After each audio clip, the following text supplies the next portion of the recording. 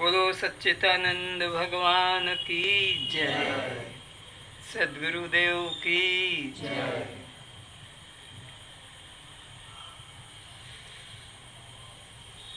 शुरू करो। हे जनक, तू अपने आत्म स्वरूप में लय हो जा। अभेद दर्शनम ज्ञानम। अष्टावक्र जी जनक जी के प्रश्न का उत्तर दे रहे हैं। जनक जी ने कहा था मैं ज्ञान को कैसे प्राप्त करूं, मुक्ति को कैसे प्राप्त करूं, वैराग को कैसे प्राप्त करूं। तो अष्टावक्र जी कहते हैं कि तू देह भाव का त्याग कर दे कि यह जन्मने मरने वाला शरीर मैं नहीं हूँ। मैं तो केवल चैतन्य साक्षी आत्मा हूँ, ये बस निश्चय कर। आगे अभेद दर्शन, एकत्व दर्शन बिना ज्ञान होना संभव नहीं। अभेद दर्शनम ज्ञानम। उपनिषद कहता है ज्ञान का मतलब एक अनुभव कर लेना, परमात्मा और आत्मा को एक जानना ही ज्ञान है। अभेद दर्शनम ज्ञानम। स्नानम मनोमल त्याग। ये मन के मैल का त्याग होना स्नान है। ये साबुन लगा लगा के दिन में 2 बार 3 बार रगड़ रगड़ के नहाना ये स्नान नहीं है। स्नान है मन के अंदर का राग द्वेष विकार निकल जाए, विषयों की आसक्ति मिट जाए, तो हमारा मन निर्मल हुआ है। मन में तो राग द्वेष विषय आसक्ति ईर्ष्या अहंकार सब मल भरा पड़ा है, और ऊपर से हम अच्छे सफ़ेद नील टिनोपाल लगे कपड़े पहन ले, अच्छे से अपने को सजा लें। ये वेश्यावृत्ति से भगवान प्रसन्न होने वाले। भगवान तो कहते हैं निर्मल मन जन सो मोहि पावा। मेरे को तो वही प्राप्त कर पाएगा जिसका मन निर्मल है। मन निर्मल है का मतलब मन में एक मलिनता गंदगी, और मलिनता क्या है? विषयों की आसक्ति, मन में अहंकार। यही तो सबसे बड़ा पाप है। तो इससे तू मुक्त हो जा। एकत्व दर्शन से ही द्वैत प्रपंच का नाश होता है। आप अपने शरीर के साथ में एकत्व दर्शन कर रहे हैं। इसके साथ में इंद्रियां अलग अलग हैं, उनके अलग अलग काम हैं, लेकिन हम सब इंद्रियों में समान अपनत्व रखते हैं। कोई इंद्रिय से राग द्वेष नहीं। तो जैसे अज्ञानी भी अपने देह में एकत्व भाव रखता है, तो तू ज्ञानी होकर सब में एकत्व भाव रख। एकत्व भाव में ही प्रेम होता है, उसी में शांति होती है। द्वैत का नाश ही बंधन का नाश है। द्वैत का नाश, द्वैत भाव अगर टूट गया तो एक ब्रह्म ही रह गया, और वही मुक्ति है। और द्वैत आ गया तो फिर परमात्मा से हमने अपने को अलग कर लिया, यही हमारे लिए बंधन है। जब बंधन का नाश हो गया तब मुक्ति कहाँ? मुक्ति अकारण ही अकारण है, नित्य है। मुक्ति के लिए कोई प्रकार की अपेक्षा साधन की नहीं है, वह हमारा सहज स्वभाव है। अगर करना है तो इतना ही है कि हम अपने को देह भाव से मुक्त कर ले। बस देह भाव से जब मुक्त हो जाता है यह जीवात्मा, तब यह ब्रह्म ही मुक्त ही है। जब बंधन का नाश हो गया तब मुक्ति कहाँ? मुक्ति अकारण है, नित्य है। उसे फिर से पढ़ो। जब बंधन का नाश हो गया तो मुक्ति कहाँ? मुक्ति अकारण है, नित्य है। उसे पाने के लिए किसी देश, काल, वस्तु की अपेक्षा नहीं, ठीक है। किसी प्रकार के साधन की जरूरत नहीं। एकत्व दर्शन का फल मुक्ति नहीं है, वह तो आत्मा का सहज स्वभाव है जो नित्य प्राप्त है। मुक्ति किसी का कार्य नहीं है, किसी का फल नहीं है। आत्मा मुक्त तो हमारा अपना स्वभाव है, वह कोई साधन का फल नहीं है। आत्मा मुक्ति किसी को उपलब्ध है और किसी को नहीं है, ऐसा नहीं समझना। आत्मा एक कोई खंडित पदार्थ नहीं, एक परिच्छिन्न पदार्थ नहीं है, वो अपरिच्छिन्न और अखंड है। तो ऐसा नहीं कि कोई बहुत बड़ा विद्वान है तो उसको तो मुक्ति मिलेगी और जो बहुत गरीब है, अशिक्षित है, उसको नहीं, ऐसा भी नहीं है। हरि व्यापक सर्वत्र समाना। तो मुक्ति नाम का तत्व जो है चेतन आत्मा, वो किसी को है और किसी को नहीं है, ऐसा भेद भी नहीं, वो सब में समान है। मुक्ति नाम चेतन आत्मा का है और वह मुक्ति किसी को ज़्यादा और किसी को कम भी नहीं, सब में सर्वत्र समान है। कीट से लेकर ब्रह्मा पर्यंत सबकी आत्मा को मुक्ति उपलब्धि है। तो चाहे वो छोटे से छोटा कीट पतंग हो, चींटी हो, कि ऊंचे से ऊंचा पद वाला ब्रह्मा विष्णु शंकर भी क्यों न हो, मुक्ति नाम की वस्तु सर्वत्र समान है, नित्य उपलब्ध है, बिना साधन के सबको प्राप्त ही है। आत्मा सबको सब समय प्राप्त ही है। ऐसा कोई व्यक्ति नहीं है, कोई भी पापी से पापी,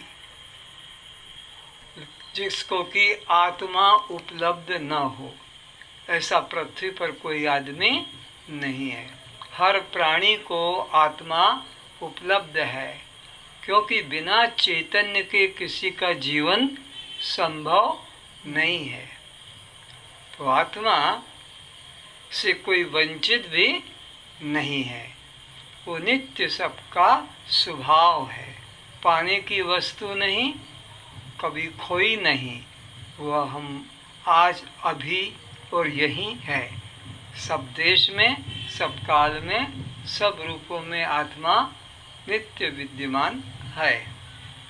अपना मोक्ष किसी ज्ञान, त्याग, वैराग्य, भोग, योग पर निर्भर नहीं है, वह किसी साधन का फल नहीं है। स्वयं सिद्ध वस्तु आत्मा मुक्ति, आनंद, चेतन, अविनाशी, निरपेक्ष स्वयं सिद्ध है। तो आत्मा तत्व स्वयं सिद्ध है, वो किसी साधन की अपेक्षा नहीं कि इतना योग करोगे, इतना त्याग करोगे, कि तुम इतना प्राणायाम करोगे तो मिलेगा, नहीं, वो सबको नित्य समान उपलब्ध है। केवल आत्म अज्ञान ही बंधन है। तो बंधन के एक ही बात मालूम पड़ी, आत्मा का अज्ञान, बस यही बंधन है और कोई कर्म बंधन नहीं, आत्मा का अज्ञान। इसलिए मैं कर्ता और मैं भोक्ता का अभिमान हो जाता है और इसी अज्ञान के कारण जीव को बंधन लगता है। मैं कर्ता और मैं भोक्ता, ये भाव क्यों है कि आत्मा का अज्ञान है। मैं दृष्टा हूँ, मैं साक्षी हूँ, ये होश नहीं है, इसलिए मैं करता हूँ, मैं भोगता हूँ, ये भाव आ जाता है। तो तो आत्मा का अज्ञान ही बंधन है। जीव अपने आत्म स्वरूप के अज्ञान से जन्म मृत्यु के बंधन को प्राप्त होता है। तो जन्म मरण का बंधन किसे प्राप्त होता है? जिसको मैं चैतन्य आत्मा हूँ, मैं दृष्टा आत्मा हूँ, ये होश नहीं है।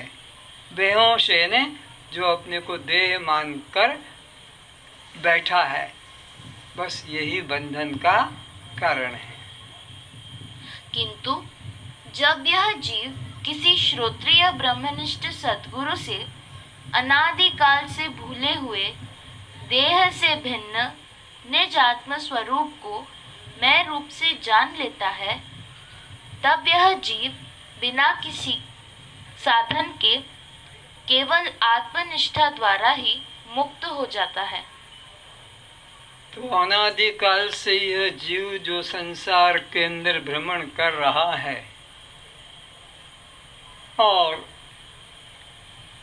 इसने अनंत अनंत अवतारों को देखा है। इस जीव ने अनंत अनंत गुरुओं को भी देखा है। यहाँ बैठकर जैसे सुन रहे हो, राम के पास बैठकर भी तुमने ऐसा ही सुना है। तुम भूल गए हो, लेकिन सद्गुरु जानता है कि कोई भी राम से वंचित नहीं रहा, कृष्ण से वंचित नहीं रहा, किसी संत से, अवतार से, पैगंबर से, महावीर मोहम्मद से कोई भी वंचित नहीं रहा। आते ही वो हमारे लिए, लेकिन किसी में हमने श्रद्धा नहीं की, पूर्णता का विश्वास नहीं किया, अपनी तुच्छ बुद्धि पर अहंकार किया। मैं जो सोचूंगा वो ठीक है, मैं इतनी जल्दी मानने को तैयार, मैं इतनी जल्दी इनकी बात को मानने को तैयार नहीं हूँ। मेरा जब बुद्धि कहेगा, मेरा मन मानेगा तब। अरे पागल, ये बुद्धि तो तेरी जन्म जन्म से, इसी की मानने से कल्याण होता तो तेरा पहले ही हो जाता, तेरे को ये जन्म लेना ही न पड़ता। इतना विचार तो कर, तू जिस बुद्धि पे अटका है कि मैं ज्यादा समझदार हूँ, मेरी बुद्धि मानेगी तब मैं मानूंगा, मेरी बुद्धि ये बात को मानने को तैयार, तो तेरी बुद्धि की बात तू मानता ही तो आ रहा है और 84 में भटकता जा रहा है। अब बुद्धि को हटा रास्ते से कि हट, तूने मेरे को राम से वंचित रखा, तूने मेरे को कृष्ण से वंचित रखा, तूने मेरे को गुरुओं से वंचित रखा। अब मैं तेरी बात नहीं मानूंगा। अब तो मैं और मेरा गुरु एक जीवन, अब मैं गुरु को दे दिया, एक जीवन मैंने भगवान को दे दिया, और जो होना है हो जाए। तेरी बात मानते तो आज तक मेरा कल्याण हुआ नहीं। तो बुद्धि की बात को मन से हटा दो और सीधा अपना संबंध जोड़ लो परमात्मा से कि गुरु से, कि एक जीवन तो अब मैं आपके लिए दे दिया, अब मैं इस बुद्धि की बात को मानूंगा नहीं। इसीलिए मोक्षाभिलाषी को सर्वदा आत्मविचार ही करना चाहिए। तो जिसको मुक्ति की इच्छा है तो क्या करे? आत्मविचार करे। उठे बैठे खाए पिए चले ले दे, हर समय आत्मा ही तो है, आत्मा ही तो है, आत्मा ही तो है। बस आत्मा का विचार करे। कोई भी हाथ में आ गया पर चश्मा, आत्मा ही तो है, आत्मा ही तो है, आत्मा ही तो है। क्योंकि अगर आत्मा न होता तो ये चश्मे की उपलब्धि माइक की वस्तु की नहीं। तो हर वस्तु की उपलब्धि में कौन है? आत्मा। तो बस वस्तुएं हटती चली जाएगी पर आत्मा तुम्हारे संग चलता रहेगा। यही विचार करो, आत्मविचार, आत्मविचार। और कुछ विचार मत करो, आत्मविचार करो अगर सचमुच में मुक्ति चाहते हो तो। प्रत्यक्षम अपि वस्तु अवस्तुत्वत् विश्वं नास्ति अमले त्वयि रज्जु सर्पः इव व्यक्तमेवमेव लयं व्रज। दिखाई पड़ने वाला जगत प्रत्यक्ष होने पर भी रज्जु पर आरोपित सर्प की तरह तुझ आत्मा में नहीं है। इसीलिए जो संसार दिखाई पड़ रहा है ये है नहीं, पर ये कैसा दिख रहा है? जैसे कि मंद अंधकार में पड़ी हुई रस्सी में सर्प भासित होता है। वो सर्प है नहीं, फिर भी दिख रहा है मंद अंधकार के कारण। तो ऐसे ही आत्मा के अज्ञान के कारण तुझे यह जगत दृश्य दिखाई पड़ता है, पर ये जगत है नहीं। इसीलिए तू मोक्ष स्वरूप का अनुभव कर। मरुस्थल में जल है नहीं, पर वो दिखाई पड़ता है। ऐसा ही ये जगत है नहीं, पर दिखाई पड़ता है। तो तू इससे मन हटा और अपने ब्रह्म स्वरूप में, चेतन स्वरूप में, दृष्टा स्वरूप में मन को स्थित कर। यह दृश्यमान जगत प्रत्यक्ष नाशवान दिखाई पड़ने पर भी स्वप्नवत मिथ्या ही है। ये शरीर बचपन वाला अभी है। बचपन तो देखा था, नहीं देखा तो वो चला गया। फिर किशोर अवस्था वाला शरीर भी देखा था तो वो भी चला गया। जवानी का भी शरीर तुमने देखा था, वो भी तो देखो, ये तो प्रत्यक्ष में नाशवान है, प्रत्यक्ष में नाशवान है। बचपन मर गया, किशोर वाला भी मर गया और जवानी वाला भी मर गया। शरीर बदलता जा रहा है, सबके अनुभव में आ रहा है। तो ये शरीर दिखने पर भी यह है नहीं, यह भ्रांति है। जैसे कि स्वप्न के पदार्थ दिखने पर भी नींद टूटने पर वह सत्य नहीं है। तो इस तरह से अपने देह में से मैं भाव हटाकर आत्मा में ही मैं भाव को स्थापित कर, मैं आत्मा अविनाशी हूँ और मेरा शरीर तो विनाशी है। मैं अविकारी आत्मा हूँ, ये शरीर तो विकारी है। मैं अपरिच्छिन्न आत्मा हूँ, ये शरीर तो एक दूसरे से अलग अलग, इंद्रियां भी एक दूसरे से अलग अलग परिच्छिन्न है। तो इस तरह से तू अपने आत्मा में निष्ठा कर और देह में से मैं भाव का त्याग कर। इंद्रिय द्वारा ग्रहण होने वाले शब्द, स्पर्श, रूप आदि सब असत है। तो ये जो इंद्रियों के द्वारा विषय ग्रहण किए जाते हैं, ये विषय अधिक देर टिकने वाले नहीं हैं। तुमने भोजन बनाया, दाल बनाई, सब्जी बनाई, कि श्रीखंड बनाया, कि हलवा बनाया, लेकिन सुबह का संध्या तक या रात का सुबह तक बासी हो जाता है। फिर उसमें चिकनापन तार बनने लगता है, फिर उसमें से दुर्गंध निकलने लगती है, उसमें फिर कीटाणु पैदा हो जाते हैं। इस शरीर के अंदर जो विषय ग्रहण करते हो, फिर इंद्रियां भी समर्थ नहीं। आँख कितना देख पाएगी, थक जाएगी। कान कितना सुनेंगे, थक जाएंगे। मुख कितना चबाएगा, थक जाएगा। पैर कितने चलेंगे, थक जाएंगे, हाथ कितने करेंगे, थक जाएंगे। हर विषय की बात है। ये विषय भी नाशवान और इंद्रियां भी नाशवान। विषय सड़ेंगे या इंद्रियां कमजोर हो जाएंगी। तो लेकिन तुम्हारा ज्ञान, तुम्हारा चैतन्य तत्व साक्षी वो ज्यों का त्यों, उसमें कोई प्रकार का परिवर्तन नहीं आता। तुम अपरिवर्तनशील आत्मा हो। जैसे रस्सी पर सर्प दिखाई पड़ने पर भी वह सर्प असत है, इसी तरह यह आत्मा के आश्रित आरोपित अध्यस्त जगत असत है। तो हे जनक, तू मेरे पर विश्वास कर, तू वेदों पर विश्वास कर। वो ईश्वर की वाणी है, वो किसी व्यक्ति की वाणी नहीं है।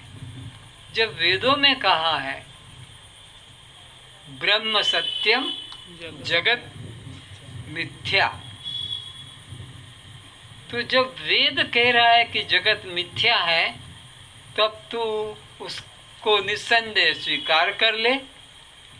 उसमें फिर सत्यता की बुद्धि मत कर। ये जगत जो है कैसा है? ये ऐसा ही झूठा है जैसे स्वप्न नगर का दृश्य नींद टूटने पर फिर नहीं रहता है। राजा जनक खुद अपने महल में रानी के साथ सो रहे थे और सपने में देखा कि वो भीख मांग रहे हैं। कौन भीख मांग रहे हैं? राजा जनक। लेकिन वो सपने में भिखारी अपने को मानकर और भीख मांग रहा है, और द्वार द्वार भीख मांगता है। कहीं से तो गालियां खाना पड़ता है, कहीं से मुट्ठी चावल मिलता है। भूख बहुत तीव्र थी, तो अब क्या करे? वो चावल लेकर शमशान में पहुंच जाता है। वहाँ एक माठिया में चावल डालता है, पानी डाल के शमशान में मुर्दे के ऊपर रखकर, आग तो और कौन देगा इस भिखारी को, और पका लिया। और खाने को लगता है कि एक सांड आकर कुचल जाता है और इसका शरीर, टांगे टूट जाती है, चित्कार मारता है। तो रानी उठ गई और कहा, क्या बात है, कैसे चित्कार कर रहे हो? तो अब राजा को मन में आया कि मैं तो अभी भिखारी था, भीख मांग रहा था, और मेरी टांगे टूट गई, सन ने कुचल दिया, और अभी मैं देख रहा हूँ राजमहल और रानी। क्या सत्य है? संदेह में पड़ गया। अभी अभी जो भिखारी देखा था वह मैं हूँ, या अभी अभी जो मैं देख रहा हूँ नींद टूटने पर मैं राजा हूँ? द्वंद्व में पड़ गया। और घोषणा करा दी जनकपुरी में कि जो कोई भी राजा के प्रश्न का उत्तर देगा, राजा उसको राज्य दे देगा, और जब तक उत्तर नहीं मिलेगा वो राजमहल में रहेगा, घर नहीं जा सकेगा। रोज एक एक विद्वान, एक एक पंडित आते थे, उनसे प्रश्न करता था राजा। क्या? सामने खड़ा करके, यह सत्य कि वह सत्य। न गर्दन घुमाता, न अंगली चलाता, न आंखें। बस हर पंडित से, हर विद्वान से यही प्रश्न करता कि यह सत्य कि वह सत्य, पर कोई समाधान नहीं मिला। 5 वर्ष बीत गए। हजारों लोग राजा के महल में रह गए बंदी के रूप में। खाने की व्यवस्था, इज्जत सब थी, लेकिन घर नहीं जा सकते। अष्टवक्र जी पहुंच गए और वहां जाकर कहा कि पहले तो इन निर्दोष पंडितों को छोड़, विचारों को बंद करके रखा है, तेरा प्रश्न का उत्तर मैं दूंगा। तो उन हजारों पंडितों को महल से निकला दिया और कहा कि अब तेरे प्रश्न का उत्तर मैं देता हूँ। तो प्रश्न सुनो। जनक ने कहा, अरे मुझे तेरा प्रश्न नहीं सुनना, तो उत्तर कैसे दोगे? मैं तेरे प्रश्न को भी जानता हूँ। प्रश्न तेरा मुझे मालूम है। अरे आज तक कोई बाहर गया नहीं, जितने उत्तर देने आए सब अंदर थे। बोले मैं तुझे तेरे प्रश्न का भी कारण बताता हूँ। आज से 5 साल पहले तू महल में सो रहा था रानी के साथ, और अपने को तूने भिखारी देखा, भीख मांगी, पकाया मुर्दे पर, और खाने को लगा कि वो सांड तेरे को कुचल गए। और तब तेरी रानी की नींद खुल गई, उसने तुझे जगाया, और तेरे को संदेह हो गया कि अभी अभी मैं भिखारी था और अभी मैं राजा हूँ, तो इसमें सत्य क्या है? तेरा प्रश्न ये था। ये बेचारे पंडित लोग क्या जाने कि तेरा प्रश्न कहाँ से बना। अब समझ ले, तू उत्तर भी ले ले। वो जो तूने सोचा था मैं भिखारी हूँ, वो तेरा भिखारीपना झूठा था। और ये जो तू अभी देख रहा है कि मैं राजा हूँ, ये तेरा राजापना भी झूठा है, क्योंकि सत्य का कभी नाश नहीं होता। सत्य सदा रहता है। अगर तू राजा सचमुच में होता तो सपने में भी राजा रहता, पर वहां तू भिखारी बन गया।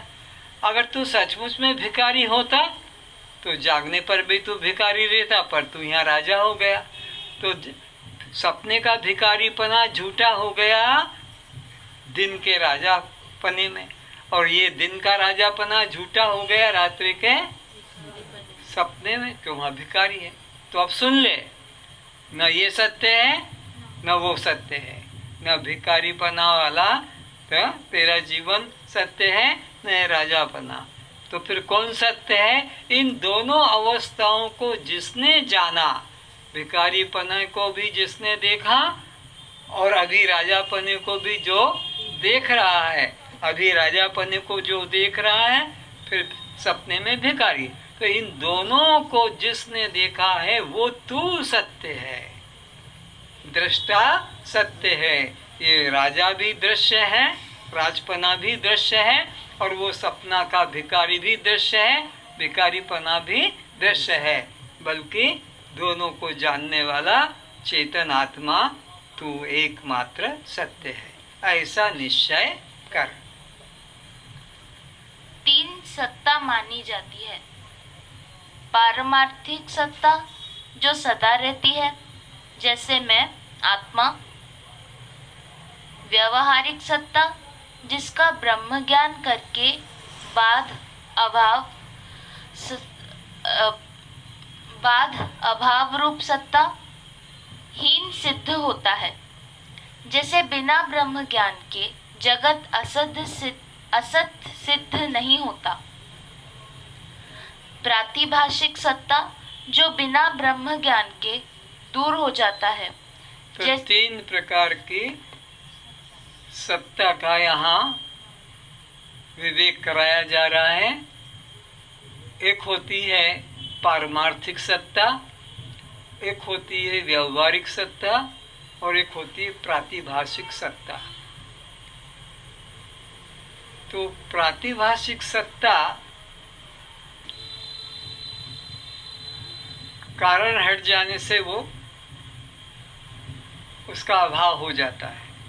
कारण का अभाव हो जाने से उसका भी अभाव हो जाता है। जैसे सपना, नींद टूट जाए, उसका अभाव, उसमें ब्रह्म ज्ञान की जरूरत नहीं रहती। सपने के भ्रम से निकलने के लिए नींद टूट गई, बात खत्म।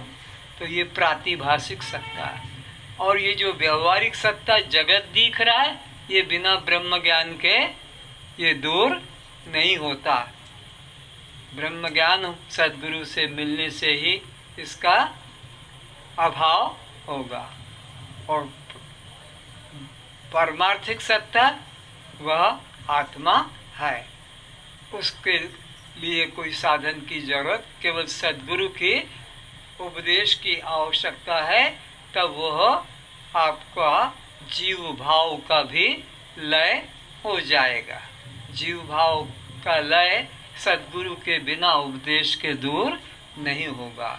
तो पारमार्थिक सत्ता ब्रह्म ज्ञान से दूर होगी और यह प्रातिभाषिक सत्ता तो कारण के नष्ट हो जाने से ही नष्ट हो जाएगी और यह व्यावहारिक सत्ता यह सद्गुरु के उपदेश से ही दूर होगी। सद्गुरु के उपदेश से व्यावहारिक सत्ता ब्रह्म ज्ञान के द्वारा दूर हो जाएगा। ब्रह्म ज्ञान से व्यावहारिक सत्ता भी दूर हो जाएगी और परमात्मा तो सदा विद्यमान ही है।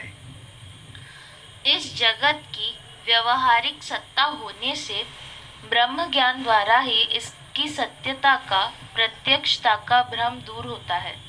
इस जगत का व्यवहारिक सत्ता का अभाव कब होगा?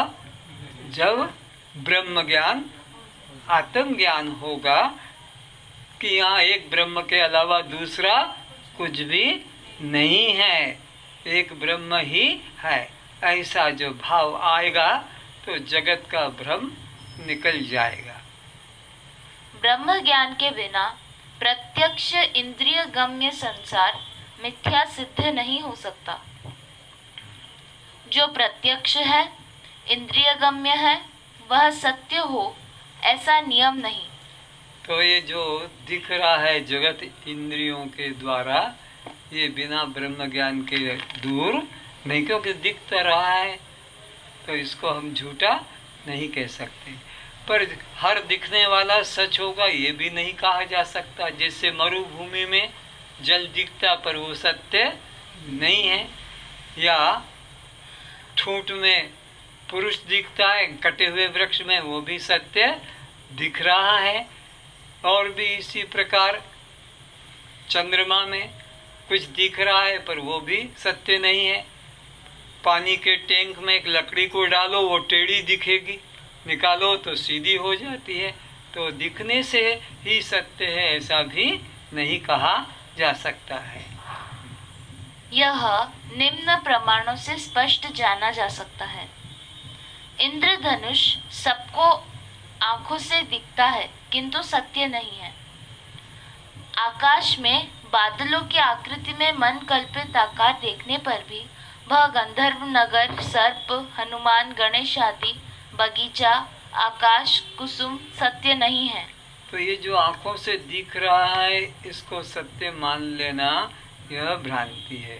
क्यों कि इतनी दृष्टांत देकर बता रहे हैं कि आकाश में दिखता है बादल और बादलों में लगता है कोई बगीचा है कि कोई हाथी है, आकार बन जाते हैं।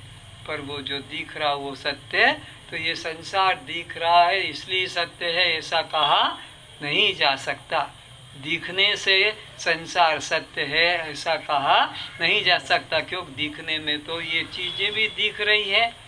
मरुस्थल भी दिख रहा है, चंद्रमा में भी कुछ दिख रहा है, आकाश में भी बादल या वो इंद्रधनुष दिखता है, वो होता नहीं है। पृथ्वी आकाश का दूर पर मिलन दिखाई पड़ता है, वह क्षितिज दिखाई पड़ने पर भी सत्य नहीं है। पानी में दिखाई पड़ने वाली परछाई विपरीत दर्शन होने पर भी सत्य नहीं है।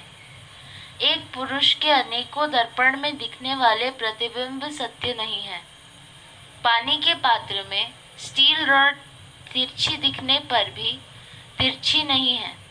कटे वृक्ष में भूत सा दिखता है किंतु वह भूत नहीं है। मरुस्थल में पानी सरोवर दिखता है पर है नहीं। स्फटिक मणि में रंगीन पुष्प संयोग से रंग दिखाई पड़ता है पर है नहीं। इतने दृष्टांत क्यों दिए जा रहे हैं कि जो दिखता है वो सच होगा, यह मानना भ्रम है। जो दिखता वो सच, इतने दृष्टांत दिए हैं। तो ये संसार दिख रहा है इसलिए सच नहीं है। सपना भी दिख रहा है लेकिन वो सच नहीं है। इसी तरह जगत दिखाई पड़ता है, इंद्रिय द्वारा विषय भोग भी होते हैं तो भी सत्य नहीं है। रस्सी में व्यक्त हुआ सर्प की तरह यह संसार आत्मा पर प्रकट हुआ असत्य ही है। यदि संसार की उत्पत्ति सत्य होती तो भिन्न भिन्न शास्त्रों में उत्पत्ति का क्रम एक ही मिलता। दूसरी ओर प्रत्यक्ष बात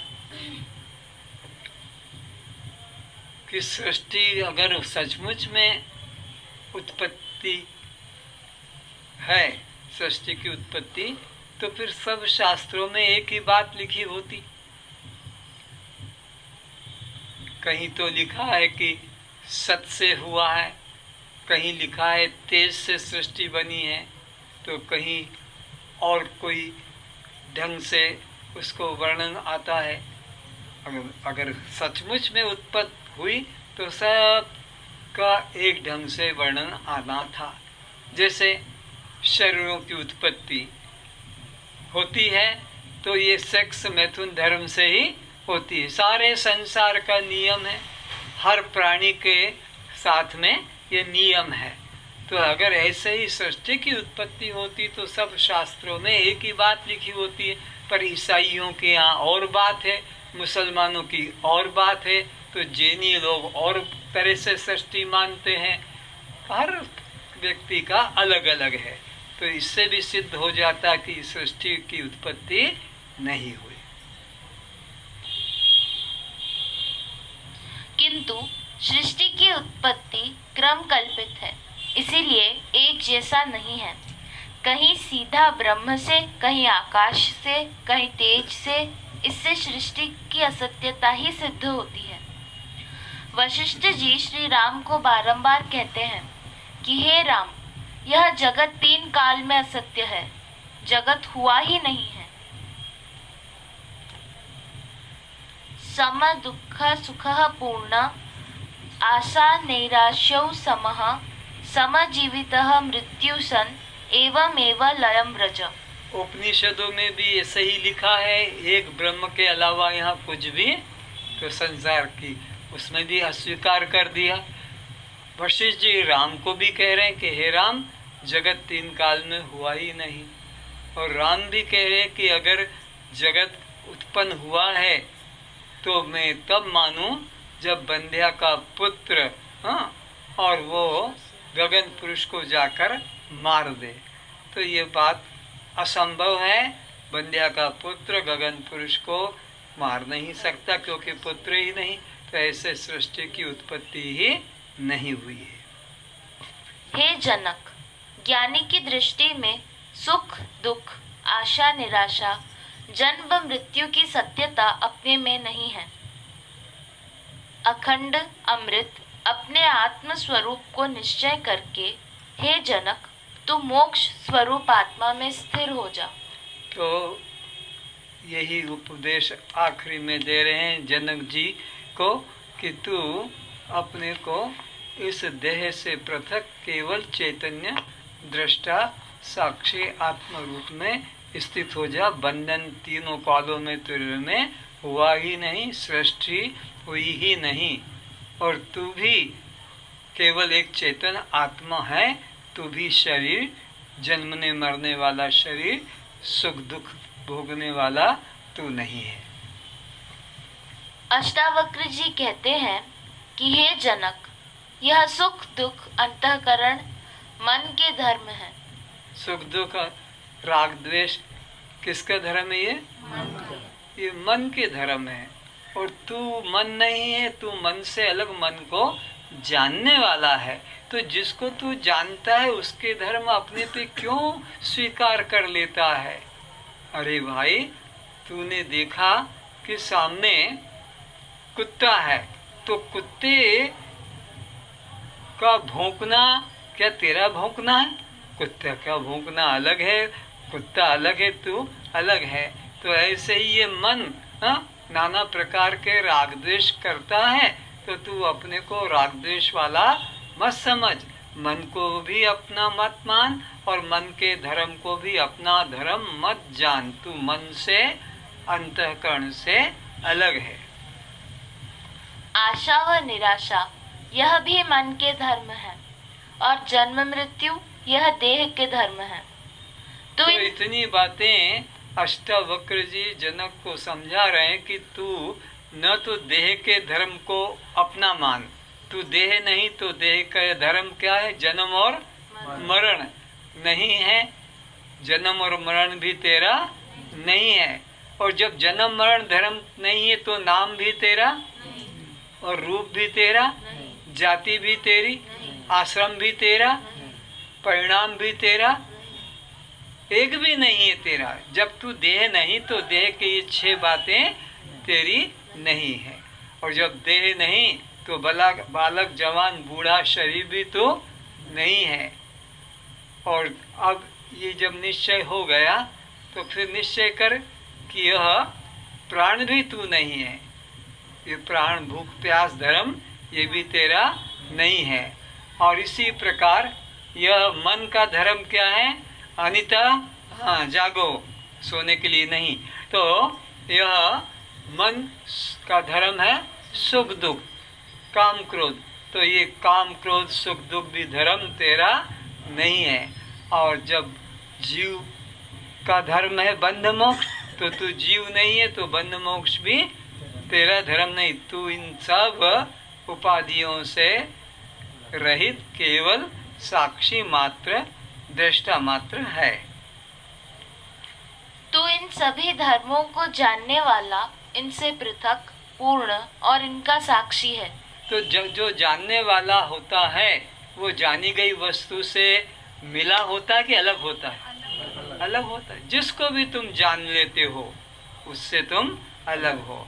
तो तू अपने को इनसे अलग केवल दृष्टा आत्मा साक्षी आत्मा जान। इनके धर्मों को अपने में मत जान। अज्ञानी व्यक्ति देह संघात के धर्मों को अपने मान बंधन को प्राप्त होता है।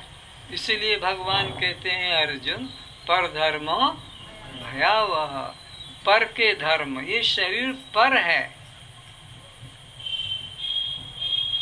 अरे अपनी स्त्री को तो लोग अपनी मानते हो, दूसरे की स्त्री को पराई मानते हो। पागल, पराई स्त्री पराई नहीं, तेरी स्त्री भी तो पराई है, वो पर है, स्व नहीं है। पराई स्त्री तो पर है, अपनी स्त्री भी पर है और अपना शरीर भी पर है। पर क्योंकि यह हमारा दृश्य बन जाता है, तो दृश्य से दृष्टा अलग होता है। स्त्री अपनी है कि पराई है? अरे किसी बाप की बेटी है ना, हाथ पकड़ के ले आए तुम, और अपना मेरी स्त्री है, तेरी कहाँ से आई? है तो पराई है, पर की जाई है। पंजाबी लोगों में भाभी को परजाई बोलते हैं, परजाई यानी दूसरे की जाई पैदा की हुई है। तो इस तरह से ये शरीर भी तुम्हारा पराया, तो पराये शरीर को मैं मानना ये बंधन का कारण है। और भगवान बार बार कहते हैं अर्जुन, पर धर्म भयावह। इसलिए स्वधर्मे निधनम से अपने दृष्टा साक्षी चैतन्य स्वभाव में बस जीना सीखो। अपने चैतन्य दृष्टा साक्षी स्वभाव में जीना सीखो। और ये देह भाव में से मरना जो है, अपना स्वभाव छोड़ो। मरने का अपना स्वभाव कि मैं मर जाऊंगा, मैं मर जाऊंगा, ये बार बार चिंतन मत करो मैं मर जाऊंगा। चिंतन करो तो मैं फिर भी रहूंगा, शरीर के मरने पर भी मैं रहूंगा, मैं रहूंगा, मैं रहूंगा, ये भाव जगाओ। मैं मरूंगा, मैं मरूंगा ये न करके मैं रहूंगा, मैं रहूंगा, मैं रहूंगा। शरीर मरेगा, शरीर मरेगा, शरीर मरेगा, पर मैं रहूंगा, मैं रहूंगा, ये भाव को पक्का करो। जब जगत ही नहीं है तब देह मन प्राण किसी की सत्यता नहीं। जब मुझ आत्मा में बंध नहीं है तो फिर मुक्ति की चाह भी मुझे क्या। सुख दुख भी कल्पना से माना हुआ है। कल तक जिसे बहुत प्यार कर रहे थे वह बार बार कहते आ रहे थे, साथी रे तेरे बिना भी क्या जीना, हम सदा साथ रहेंगे, मैं तुझे छोड़कर घर से बाहर दूर कभी नहीं जाऊंगा, तेरा मेरा जन्म जन्म का साथ है। हे गंगा मैया, जब तक तुझ में पानी रहे, मेरे प्रिया की जिंदगानी रहे, आदि वचन प्रतिज्ञा परस्पर करते हैं। और फिर एक दिन उसे घर से मार मार डंडे क्यों निकाल देते हो? तो संसार वाले किस प्रकार से एक दूसरे को धोखा दे रहे हैं, क्या कि तेरे बिना कैसे जिएंगे, साथ जिएंगे, साथ रहेंगे, साथ खाएंगे, इतना करते हैं। और फिर उसी से नफरत भी करके गला घोट के भी मार देते हैं, आग जलाकर भी मार देते हैं, या घर से भी निकाल देते हैं।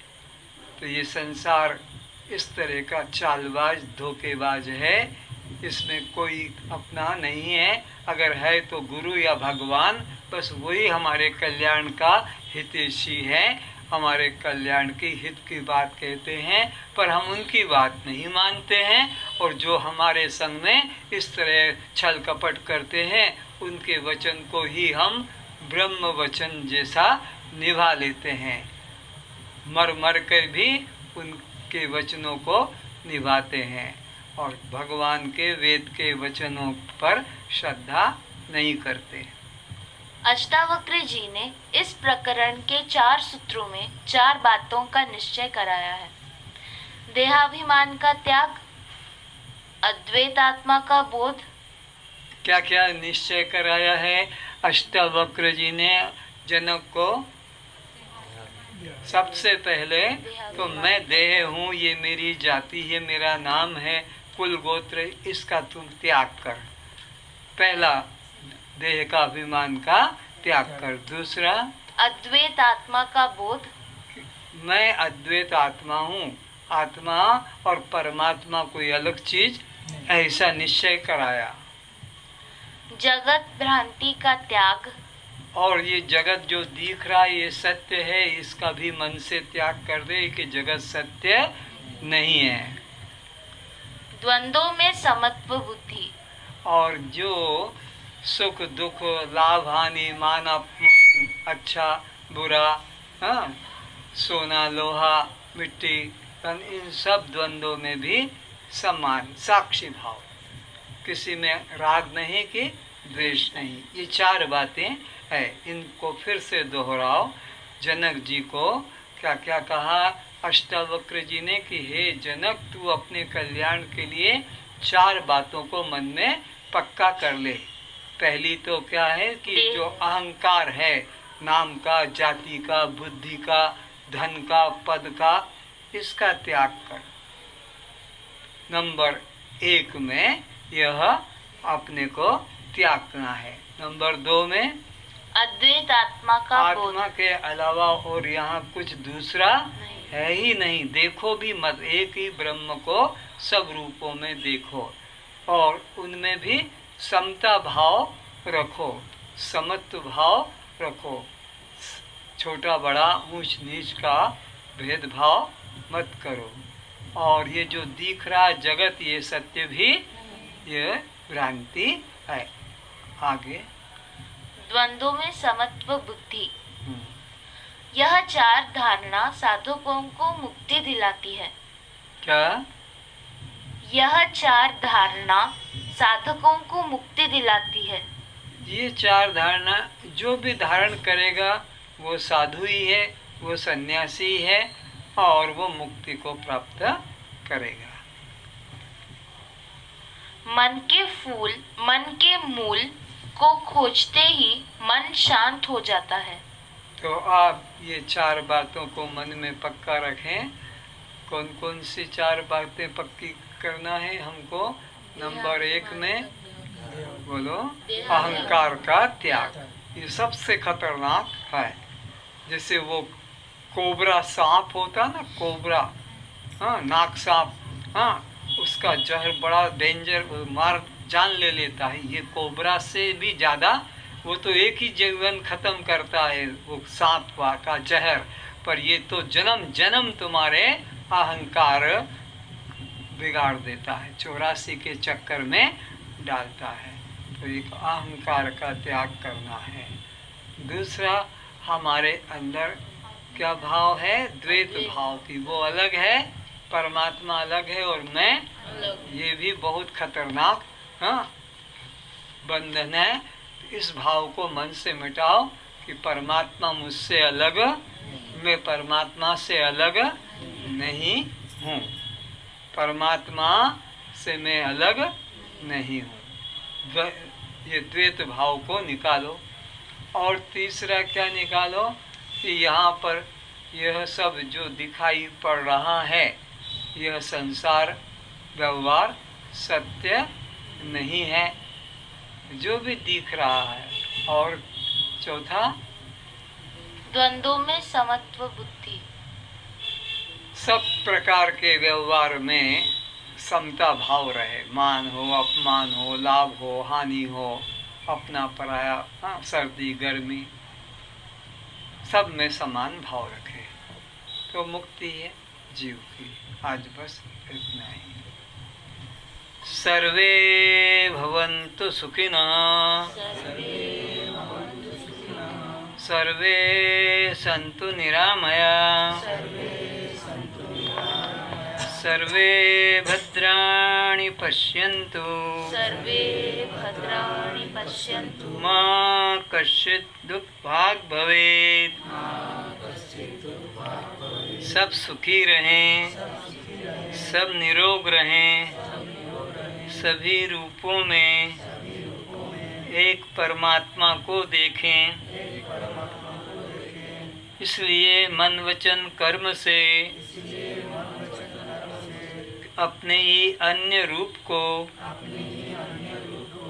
कष्ट न पहुँचाएं, दुखी न करें, वैर भाव न रखें। यदि किसी कारण से शत्रु भाव मन में आ गया है, हमारे प्रति किसी के मन में शत्रु भाव आ गया है,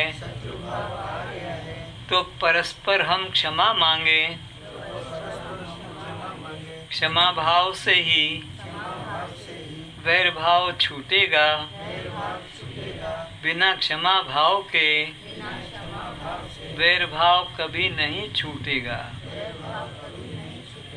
अब अपने मन से वैर भाव को निकालें और प्रेम भाव को जगाएं।